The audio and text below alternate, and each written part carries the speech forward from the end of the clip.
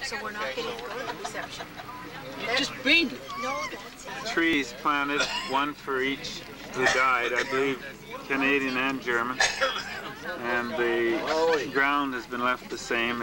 Sheep graze it to eat, keep it. Every once in a while one blows up, I understand. We're here at a reception in the raft.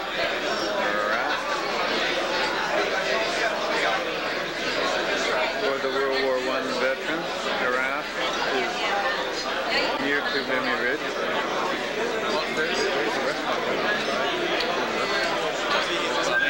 Yeah, I know, we don't have much choice now. This is the Minister of Defense. Sitting next to the French Minister of Defense. And there is Smokey Smith, Victoria Cross winner. Harry is talking to Brenda Anderson, MP.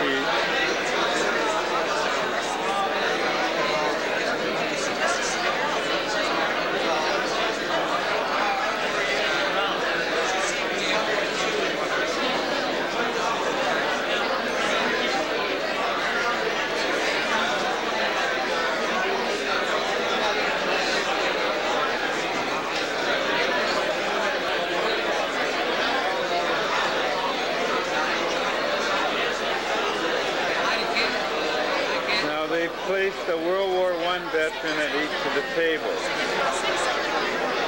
And Tom is unique. He's the oldest one here who still drives. 102. From Calgary.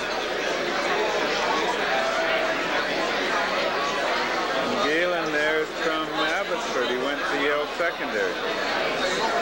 Sir Henry Botterill has just celebrated his 102nd birthday. He was born on November the 7th, 1996. Happy birthday, Henry. So this is quite a day to have his birthday after getting the Legion of Honor from the French government. He can now have the title Chevalier Henry Botterill. Happy birthday.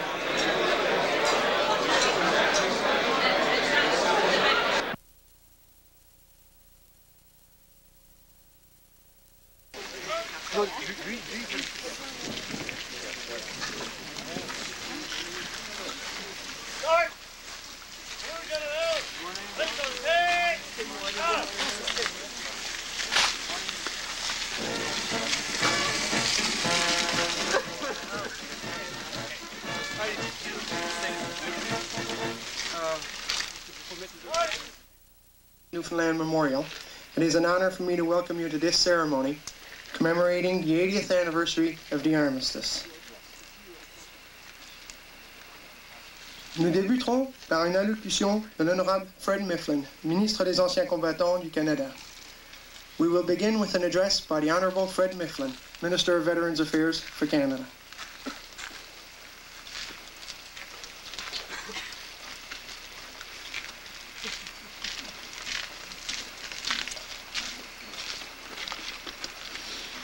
Thank you, Steve.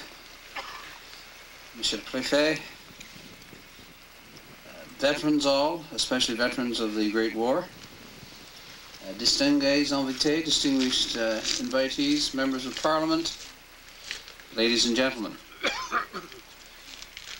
We are gathered here in this very special spot today in the company of many distinguished guests, distinguished veterans of the Great War, and indeed many Newfoundlanders. We're gathered here for one reason, and that is to remember. To remember a 1st of July morning 82 years ago.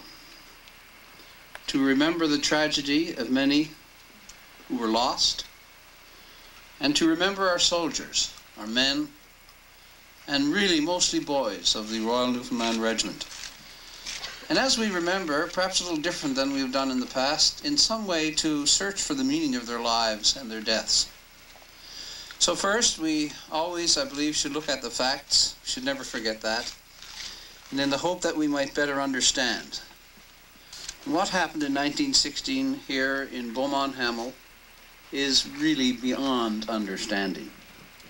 On that day, first day of the Battle of the Somme, that is so well known for its butchery and its lasting 5 months with the loss of 600,000 lives and 10 kilometers of gain. That day, at exactly 9:15 in the morning, the 1st Newfoundland Regiment was ordered to attack. The German trenches, located to the east, you see where the caribou is looking. The caribou in Newfoundland, there are 5 of them. They always point towards Newfoundland, so they always point to the east. So over there, the German trenches were very well fortified. But the front Allied trenches were so full of the dead and wounded that they couldn't be used for protection. There was no depth in them. So our young men had to move from 250 feet behind their own front lines across the wide open land that you see out there, no man's land, towards the German line. They had no choice. They certainly weren't going to go that way. So bravely they charged, and bravely they fought, and bravely they died. Tandis qu'elle s'avance sur les tirs de mitrailleuse at point-blank range into the German fire.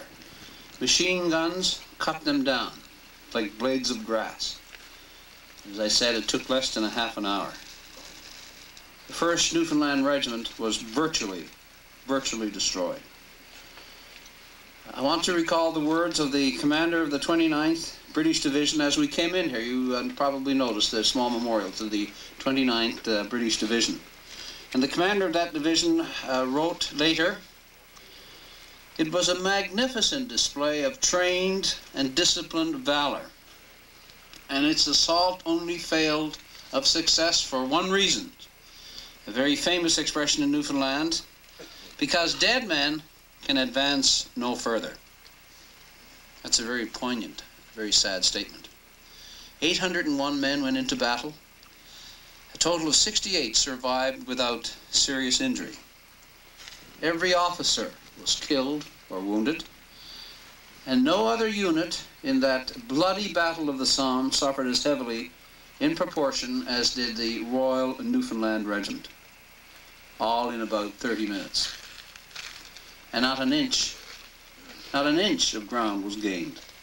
Brave men, living and dead, who struggled here, have consecrated this ground on which we now tread far above our own power to add or detract.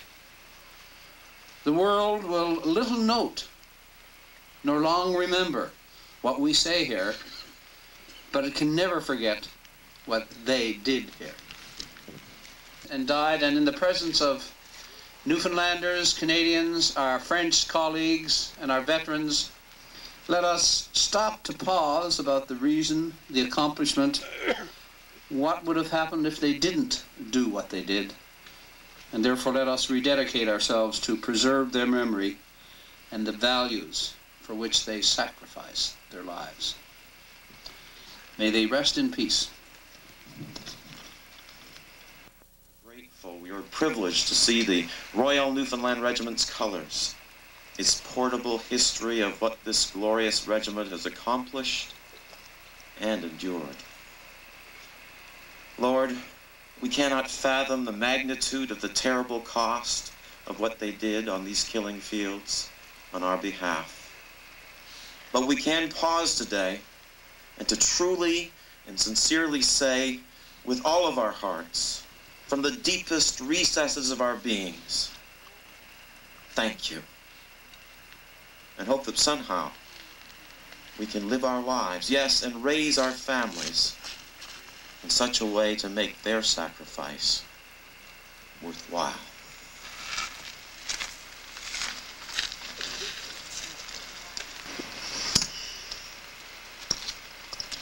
They shall not grow old, as we who are left grow old. Age shall not weary them, nor the years condemn. At the going down of the sun, and in the morning we shall remember them. Amen. We will remember them.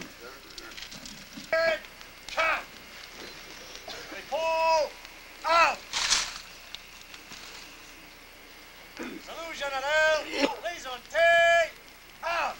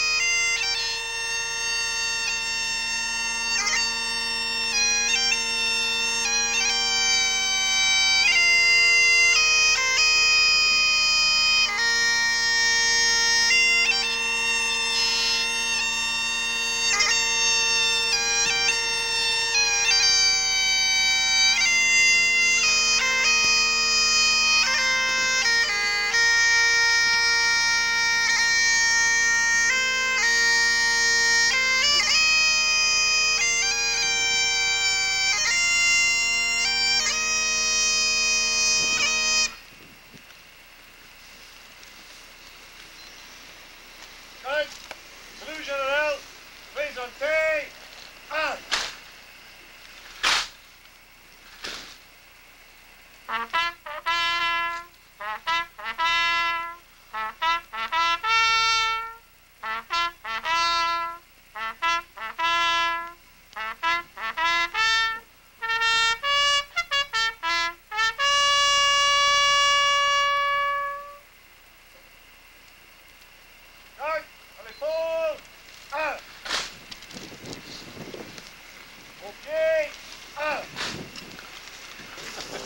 Monsieur Paul Coulon, préfet de la Somme. Mr. Paul Coulon, prefect of the Somme.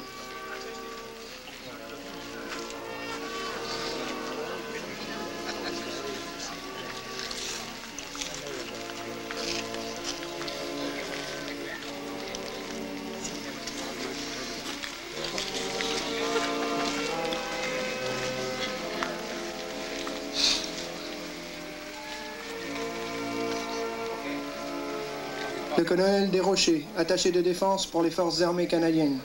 Colonel Desrochers, defense attaché on behalf of the Canadian Armed Forces.